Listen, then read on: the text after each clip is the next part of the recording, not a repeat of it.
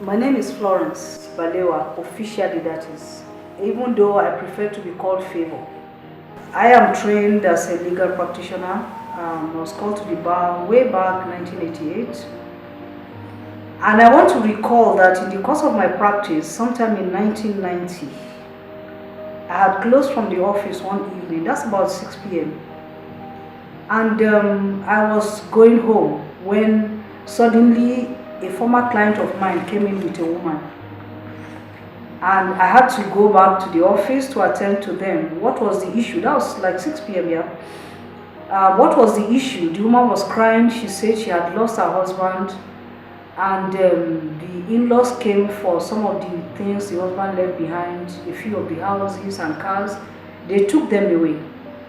Now she thought it was over. I believe after they had exhausted what they took from her, they came back. Now this time around, they insisted that she had to go back to the village with them. They come from Benue State.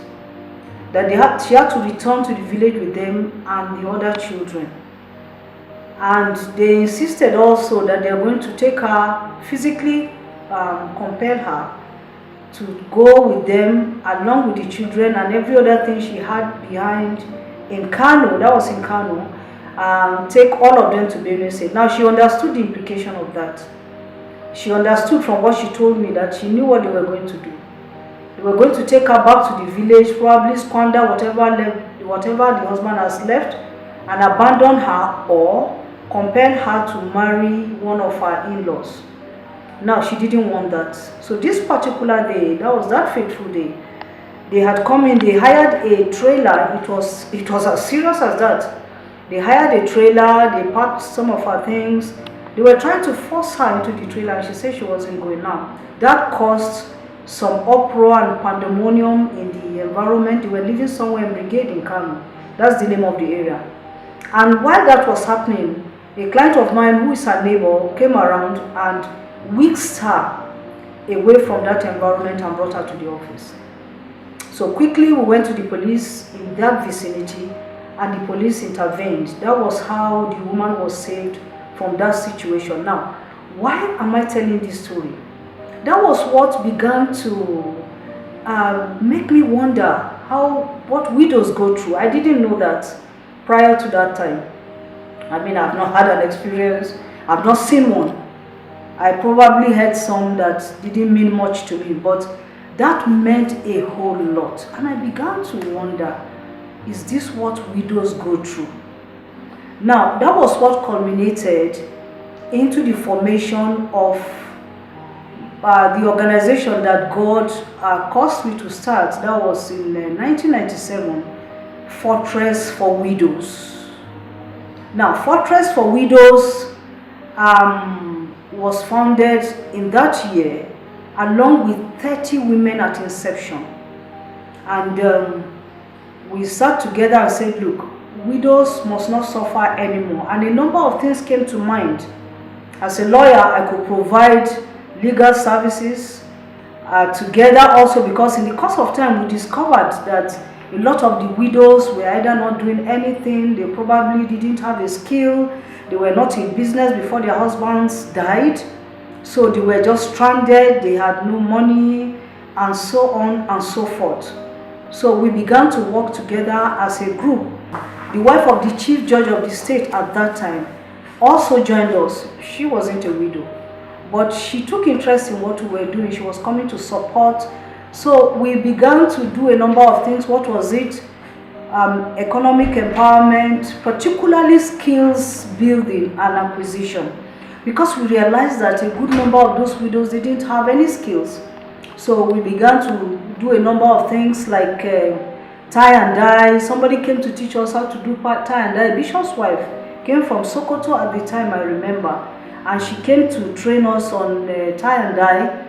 And you would find that a number of the women produced their own, and they were so proud of it, and they were displaying what they produced.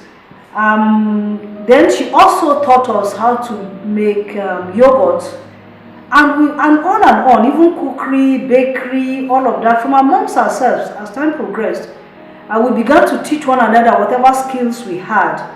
The whole idea is so that the women can have some skills, can acquire some skills that will enable them earn a living for themselves.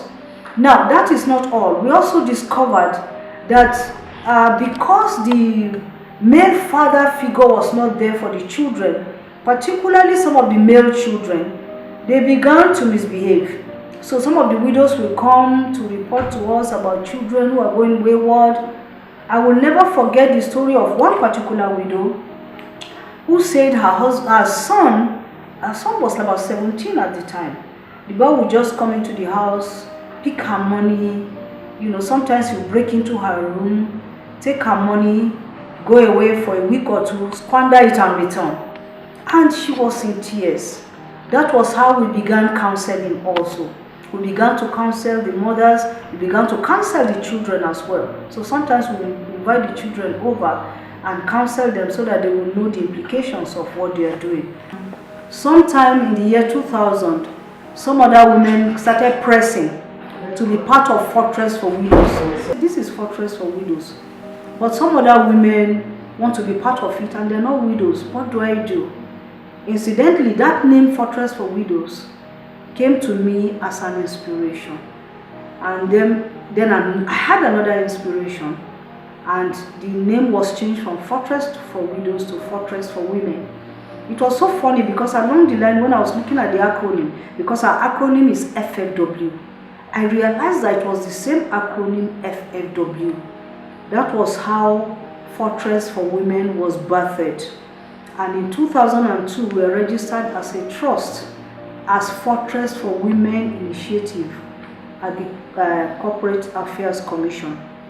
Now, we now began to expand our work, enlarge our work, working with other women, providing sensitization and information about their health, about personal hygiene, about sexually transmitted infections and all of that before we got our first funding.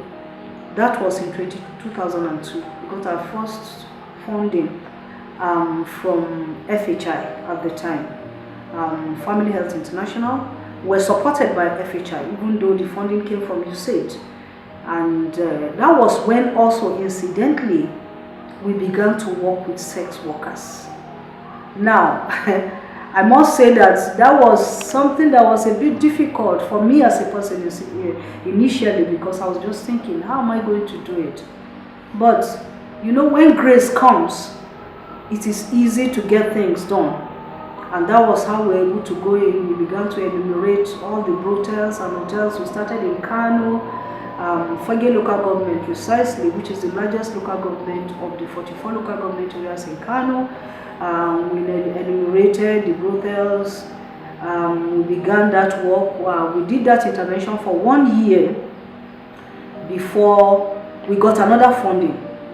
And then we continued for 7 straight years. We were working with sex workers with that support and funding.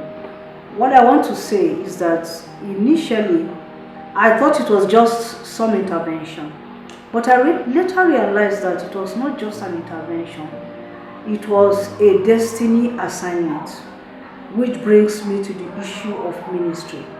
Because I struggled with it initially, it was difficult. Going to brothels, going to hotels, where they are smoking weed, smoking cigarettes, drinking alcohol. The environment is not conducive.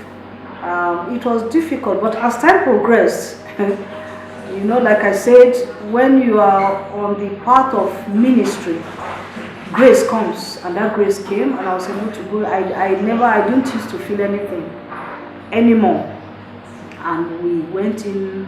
From Fage local government, we expanded to 2 other local governments in Taroni and Nasra local government area, and we expanded to 5 local governments in Kano. I must say, by way of summary, that we were able to work with about 5,000 sex workers in Kano, providing counseling, providing testing, building their life skills. And I want to say this, that we did it with a faith-based approach in mind. And that was what gave us the numerous success stories we had. I want to say that in the course of our intervention, Voluntary Service International got wind of what we were doing, And I recall that one Yaspa Uwe, I think that's his name, he came visiting to see what we were doing. Even though he visited at the time, we were still working with Just Widows. And then when we progressed with work with sex workers, there was another lady who came in from the UK, Leila, that's her name. She got wind, she got information about what we were doing, and she came to understudy Fortress for Women. She was with us for 3 months before she departed. She went back to the UK. In the course of our work, we have carried out a number of activities. One of them includes advocacy visits, advocacy meetings, advocacy dialogues, because when you go into a community, you cannot just jump in without talking with the stakeholders. So usually in area councils or in local government areas, we call them at the state levels, you will find out that you need to work with the area local government chairman, you need to work with village heads, you need to work with ward heads. So at different times, I recall we had this particular advocacy visit to the chairman of Fagge local government area, and it was a huge success because he was not only surprised at what we were doing, he was excited. Now, I want to say this, that before we went in for that advocacy, I remember that we were telling some of our staff that, look, if we don't come back and if they pick us up, just know that we have run foul of the sensitivities of the environment because of the religious environment in which we found ourselves. But God gave us the wisdom to navigate through all of that. And rather than being castigated for what we do, they did not only accept our intervention, they gave us every support that we needed in Fagge local government area. I recall also that we had another visit to the Deputy Commissioner of Police at the time, because we also know that working with sex workers in brothels, in hotels, and other vulnerable groups here and there, sometimes they have police interventions, sometimes they run into trouble, sometimes something goes wrong, and they probably even run foul of the law. So we went to the Deputy Commissioner of Police and we carried out an advocacy visit also. He did not only accept what we were doing, he was interested in what we were doing, and he pledged every support. Now, don't forget that working with sex workers especially, you will notice that I'm talking a lot about sex workers now because we had worked with widows, we still work with widows, we had worked with single mothers, we still work with single mothers, we had worked with other vulnerable groups. I will mention some of them in the course of time. But we had a huge intervention with sex workers especially.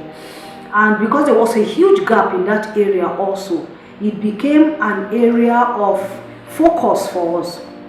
So we had to carry out another, what we call an advocacy dialogue with hotel owners and managers.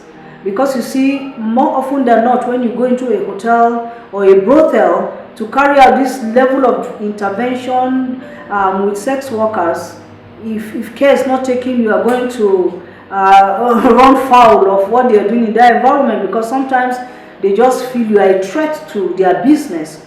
So we went in there, we put together that dialogue or a meeting we had with them. We introduced ourselves, we told them what the intervention was all about, and thank God they had an understanding, because at that time HIV/AIDS was so prevalent, for instance.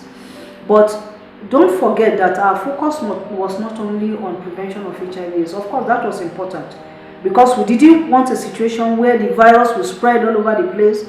And of course, in all our assessments and survey, we realized that HIV and AIDS spread so fast amongst female sex workers.